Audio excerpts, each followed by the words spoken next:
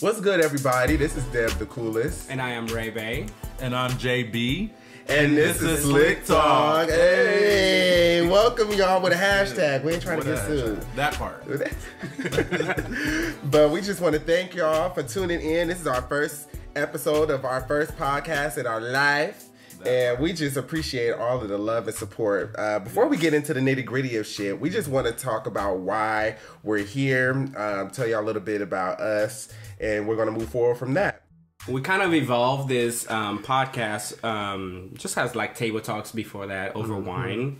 And it kind of turned into SlickTalk, which is this podcast where we can discuss like pop culture, politics, and relationships. Yeah, so we hope that taking this conversation to the community will inspire further discussions and hopefully bring us all together in fighting adversities, and you know we have those, child, that we face in the intersection of race and, you know, sexuality. Right, that's basically who we are. Like, Right. we're onions. Everybody are onions. Okay, but that's how I'm a brown one. Right, right. Me too. I'm a black as fuck onion, but Damn, a burnt onion. But the burnt, no, listen, I like grilled onions. Those are so The purple one. No, but that's how I look at intersectionality as an onion, layers, you know, that make up who you are. No, absolutely. Let's get into a little bit about why we decided to call this SlickTalk. The whole meaning of what SlickTalk like truly means to us, like exactly the name SlickTalk. First of all, I mean, for the OGs out there, when somebody used to listen, and I have like an OG spirit, but back in the day, or even still today, when I'm speaking to some OGs, they'd be like, "Oh, you know, you talking slick," and to me, that always had a negative connotation behind it, like, "Oh, somebody has a smart mouth," or "Somebody's talking sharp," or whatever the case may be. But I think it's someone that is able to hold their tongue well, to express their feelings, to, you know, get their point across, or whatever the case may be. And if it comes across a little sarcastic, or if it comes across a little sharp, then so be it. Right, taking ownership of being SlickTalk. Exactly. You know, so making it your own. It's a little sarcastic, a little shade. If you feel a little stabbed, well, take a look in the mirror. If the shoe fits. If the shoe fits, I don't know what's the rest of this. And wear it, I guess. If you wear it, walk down the street, go on the treadmill. I don't be saying that shit. Anyway, go. To me, SlickTalk is being just raw and real and honest about whatever you feel with all the emotions behind it. Yes, and Come on, amen. that is Yes, Lord.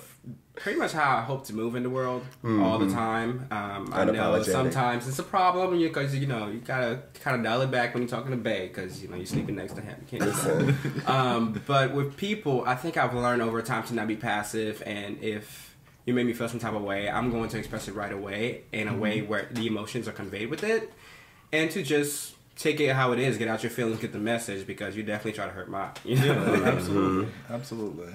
And what about you, Dave, the coolest? SlickTalk is just me talking slick. Something that my mama would pop me in the mouth for if I said to her. If she could just listen to this and not pop me in my mouth. But that's that. Shout out to moms. Shout outs to mothers all everywhere around the world. Yes. So we're recording from East Oakland, California. So if y'all hear some sirens and shit in the background, that's why.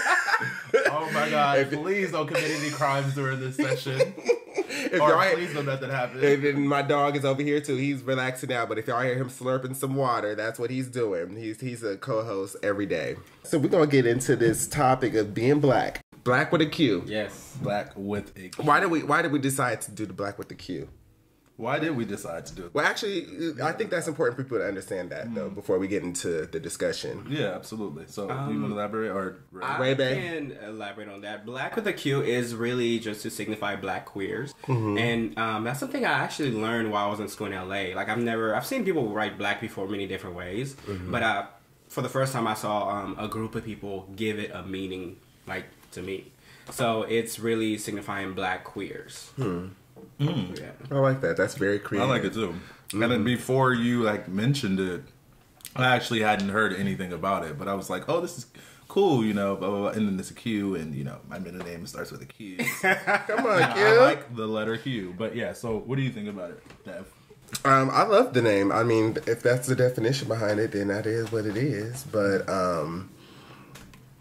I think it's important that we define what queer means because growing up, like, I didn't know what queer meant. Like, queer was like a bad word growing up. In my, in the Black community, it was like, queer, what? Oh, you're queer. Like, what? Like, however, it's not a bad word. It's an umbrella term, I guess, for lack of a better, it's an umbrella term that just encompasses everyone that's in the LGBTQ community. Everyone doesn't identify as queer. However, queer is the easiest way to just be like, because some people identify as bisexual, some people identify as gay, some people identify as pansexual, whatever. But queer is like, all right, well, I'm just in this category of everything. Absolutely. So that's just important to put out there as well. So queer is not a bad word. Just don't say the F word. That's the bad word. Yeah. Because listen, I'll pop your ass. Listen, to be honest, and to piggyback off of that, to be honest with you, like, I personally don't get offended. Like, I mean... Which one, the F word? Yeah. I mean, I wouldn't want anybody to... Why don't you get offended, though? Why wouldn't... Because, I mean, growing up, I was always, like, back in the... Like, not even... It's like, I say back in the day, it's like early 90s, early 2000s. Like, that word was said to me so many times. And... like, the effect that it had on me then doesn't necessarily have on me now. I guess as a grown man, a grown black man, and knowing who I am. Because you know who you exactly, you know who you are. Yeah, knowing who I am and everything like that. Like, and it kind of coincides with the word nigga. You know what I'm saying? Like, people like to come up and say, oh, we took the power out of that word so we can say it as an endearing term and everything like that. I don't necessarily want to call the word, the F word an endearing term, but at the same time, it doesn't have the same effect on me as even the word nigga would have on black people today. I'm like, you can go ahead and it doesn't affect me. You can say whatever you want to say. It doesn't necessarily affect me. That's their issue. If they're saying it from a place of hate, that's their issue, not ours, right? Absolutely. So, what do you think about it? I mean, the way I feel about it is the same way I feel about the N-word. It's between, just like the N-word is between the black community, the F-word is between the gay or queer community. Should we tell people what the F word is in case they don't know? Yeah, the F word is, fags, faggot. At first, I was very uneasy about hearing it, just like I was uneasy about hearing the N-word. But as I kind of started developing kind of like a sense of the community here and the N-word, child. Nigga, yeah. Oh, okay, we'll say it, child. I'm just trying to put it into perspective, I'll continue your perspective. All right, I'm gonna just look.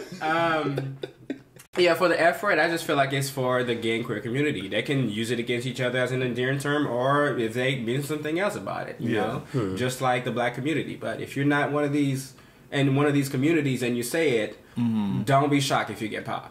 Listen, hello? I'm not popping anybody because I don't want to go to jail. I like to travel. It's okay, my brother's got bail money. I'm ready. Anybody else could do the popping because I'm staying out and being good. So with that though, with Ray's point or both y'all's point about the N-word, when did y'all realize that y'all were black? Like, when was the moment? I'll say for me, the moment I always know I was black. I can't put a specific time that I realized I was black, but the first time I recognized, and it's sad that I have to say that I recognized I was black when I first experienced racism, but when I lived in Virginia and I went to a fast food restaurant and I was going to Hampton University at the time, and all the white people were like treating us like we were just less than, like we were nothing. And I was like, wow, this is the first time that I've experienced being looked at as just like, oh, okay, well, you're less than because you have darker skin. But that was, for me, the first time it just really sunk in, because I was born and raised in San Francisco, which is a bubble. Yeah. So it's like, everybody is everything. I mean, just like Dev said, I've always known that I was black because I grew up in a household where, my mom was always watching these iconic, legendary, old school black movies like Lady Sings the Blues and, all these dope movies from the past. And, what is it, Oz with Michael Jackson and, The Wiz. The Wiz, yeah. Yes, The Wiz. Well, you sure you're black? Right? Exactly. Listen, it's been a while, and we've been drinking mimosas. Right. But I know that he's on down. But yeah, so I mean, I grew up in a household where, you know, all this was really prevalent in my life. These movies, these ways of life, you know, the eating and everything like that. So I've always known I was black. But I don't think I necessarily, I mean, I think that was at a younger kind of like mindset. I think once I turned like 18, 19, and I started branching out of my community where I grew up at and seeing more different communities with like a high percentage of more black people, because I grew up in a community where it wasn't a lot of black people.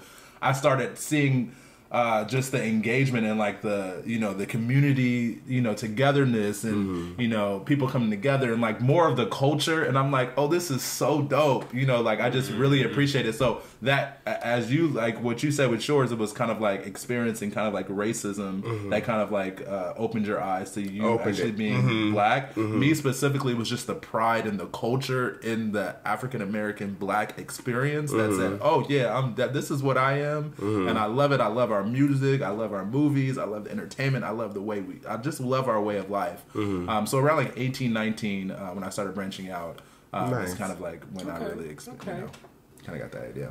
I had a totally different experience because, well, I grew up in Haiti.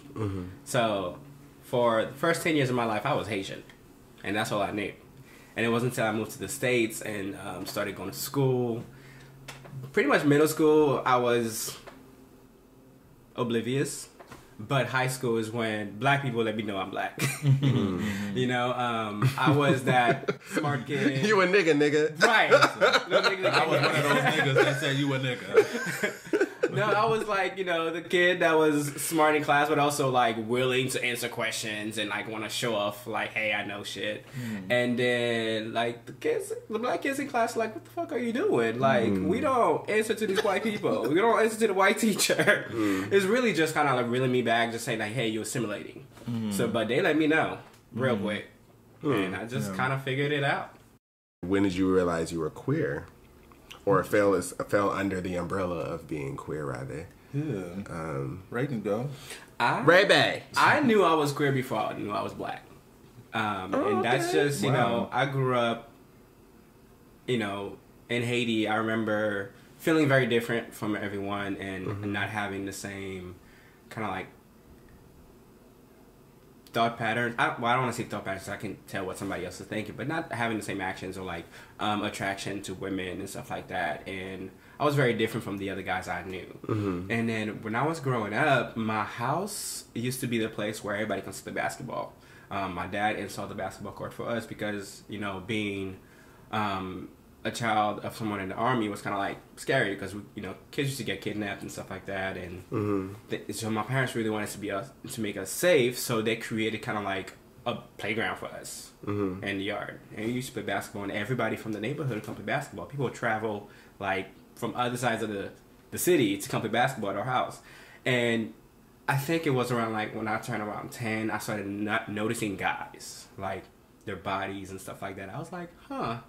Okay, I like that chest. Yeah, like, come on, Just booty is sitting a little. And it's to the point where I like those basketball shorts. And I knew that because of that, I kind of like protected myself and got away from playing sports with my brothers a little, because I didn't want to be in a space where I felt always attracted to people around me and didn't express it. So I just went into my own little world.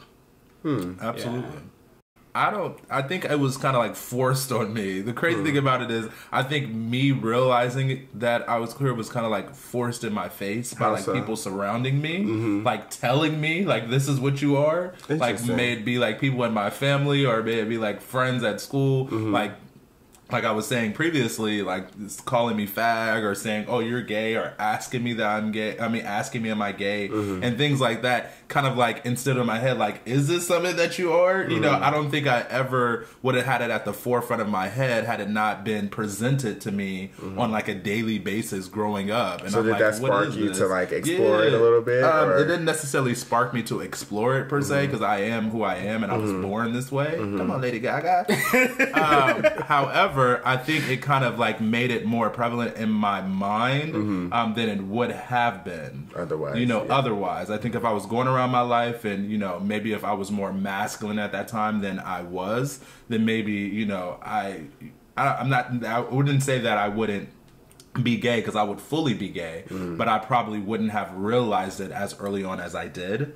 But I will say that I think the full time that I was like, okay, so outside of people telling me who I am, I think this is definitely who I am. It's just during my middle school days when I would just see other guys and then have like a full attraction to them, and I'm like, okay, like I do feel like a full attraction. Like, why am I looking at more guys than I'm looking at girls? So I think that just during my middle school days was like, it was really heavy in my head. It probably like during puberty time when I was like, okay, right, trying to figure it out. Yeah, just really trying to figure it out, and then it all came together. That's interesting. I think middle school for all of us is the time where we really just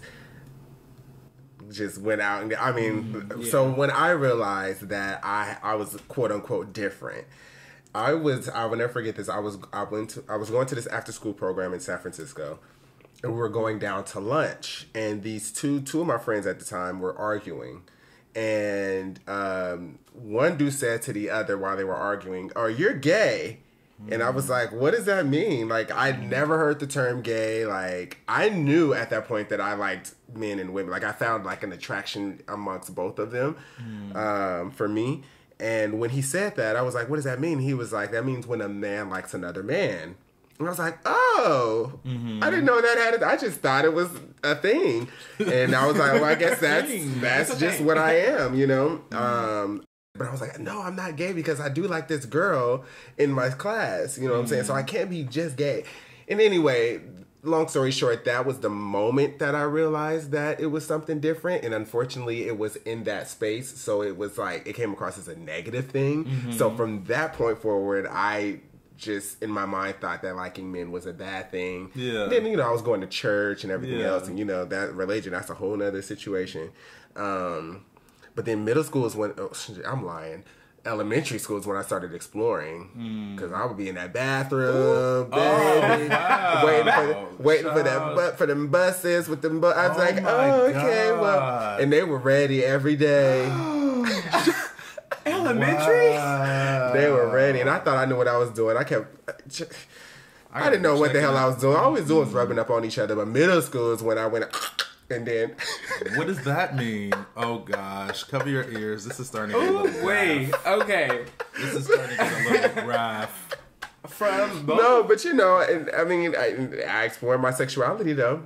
Okay. And I figured out what I like. I went down, ate some from the JJ, and lost my virginity all in the same year. Wow. Men and women, and here I am today. And I believe sexuality is very fluid, but I can only see myself with a man as far as marriage. True. Yeah. Since I was 5, my brothers and just men in my family just kind of directed you, I had a feminine walk. Well, no, I still do. I just feel differently about it now than I did then. Then it was a very negative thing to me. And it was probably one of the most traumatic things, because I used to write about it in college, is people telling you, walk like a man, walk like a man. I'm like, I am a child. Shit. I mean, that's not my thought process, but when I'm thinking about it now, I was a child.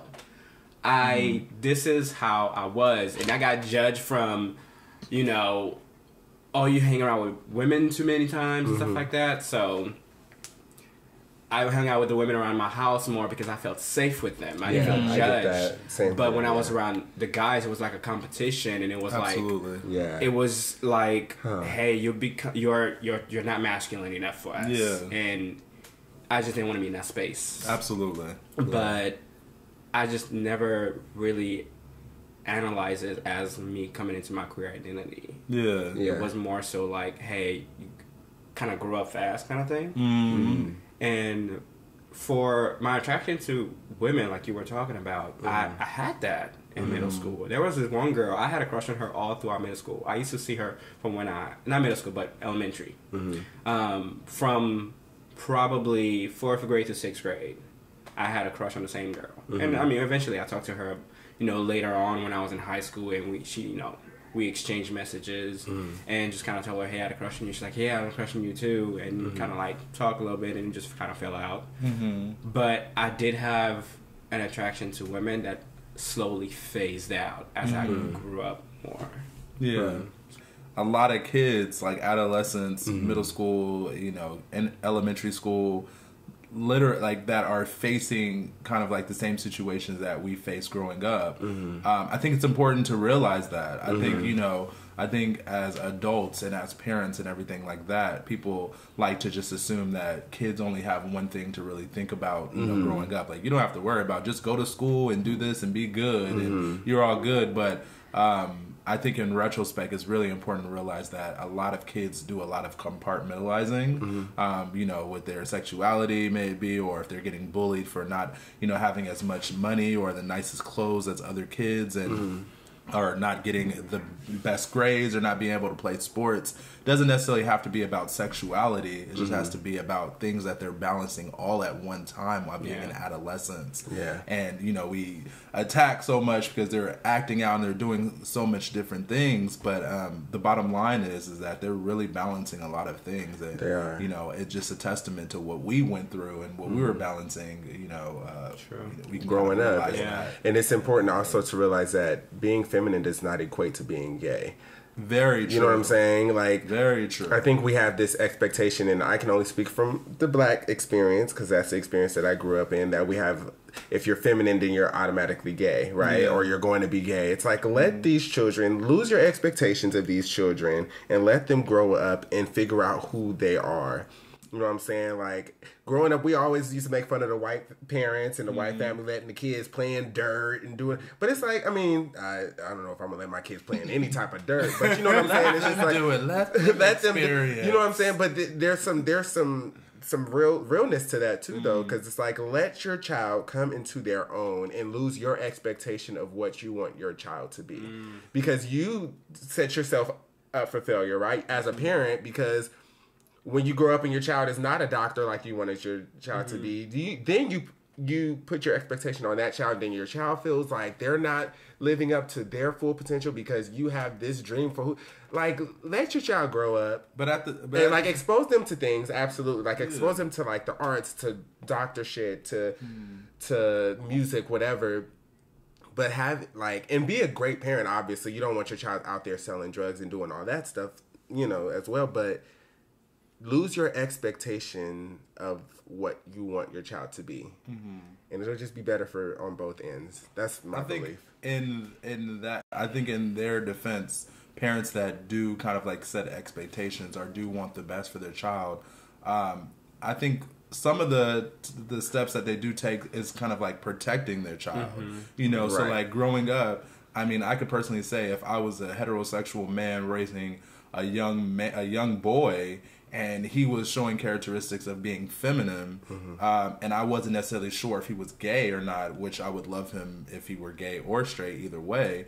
If he was showing characteristics of being feminine, I mean, my mindset would be, how do I protect him? Because I know that a man growing up in this world is going to be looked at automatically as being gay or even being as less than because of their sexuality, you know, because obviously people in this world are going to assume and equate, you know, you being feminine to you being gay. So I think a lot of parents at the same time, a lot of parents do try to protect some children and say, you know, hey, we don't, I mean, obviously there's other parents that you know, try to check their children for different reasons because they don't want their child to be gay and they think that if they're feminine, they're going to be gay or whatever the case may be.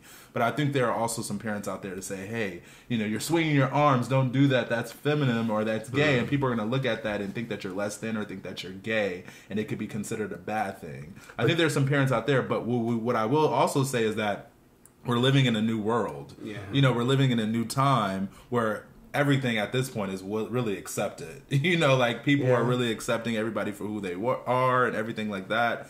So I don't think we parents need to be as strict and as on as back in the day where, as a black man, you had to carry yourself hyper masculine. You had to carry yourself a certain way. Now it's kind of like blending, and we're like, okay, we can be who we are. We can be open. We can be feminine, and it can be known. But we still have a lot of work to do. We still have a long way to go. But I mean, that's just in their defense. I think a lot of it is trying to protect your child from the society standards and what we place on black men in general growing up. Oh, yeah. So I mean, it's very true. We are growing up in a new world, but from working with, high schoolers, I can still see the same issues are there, and especially in the black and brown community. This culture of like men ingraining in other boys how to be super like masculine, have this masculine identity that to the point become toxic, where they can't even function. They can't express emotions.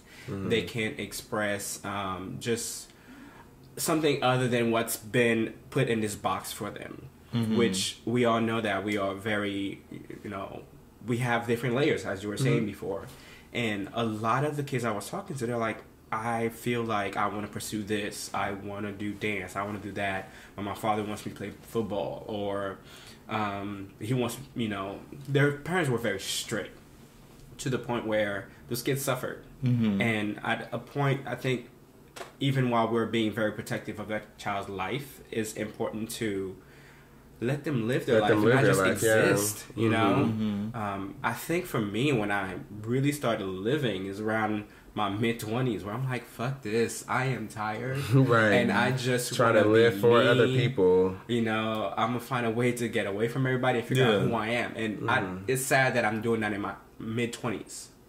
I want kids But it's also good that you're doing it. Yeah, it is. Some people that are in their 50s still are living for other people. Yeah. So which it shows there's progress. However, I really want a kid from a young age to be able to do that. And for us to just be like, okay, let's work on this path for you. But then let you know who they want to be. Yeah.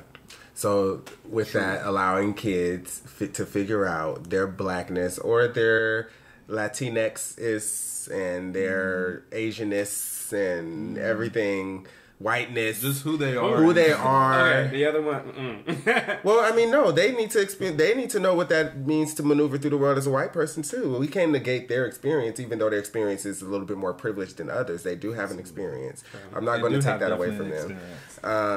And it's all different experiences. It's all different experiences. I'm not saying their experience is. Well.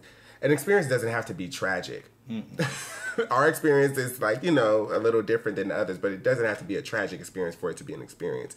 But anyway, with that said, it's important for them to recognize and come through those experiences. And as the people that we are, the older people, allowing them to experience that. And like you said, protect them, but allow them to go through it too. Hopefully these discussions kind of like encourage and inspire and kind of like open up dialogue between our community and others' communities to have, discussions like this amongst themselves. I'm happy that we decided to come together and kind of like do this because I feel like if it doesn't necessarily reach a huge audience or the case may be, as long as it reaches one person, a conversation. Yeah, sparks a conversation or reaches one person to have another conversation, and that conversation goes on and on. We're not the only ones doing this, but we felt like it was, a good thing. Now we had an obligation. As it makes somebody feels validated. Yeah, that's what's important. Come on, feels validated. So comment, say what feel validated. comment and rate and do all that stuff. Let us know if there's anything that you would like us to talk about. But we definitely want to hear your views on this, your experiences. Feel free to comment in the comment section, and we'll be reading them. Once again, this is SlickTalk, and we will be back in about 2 weeks.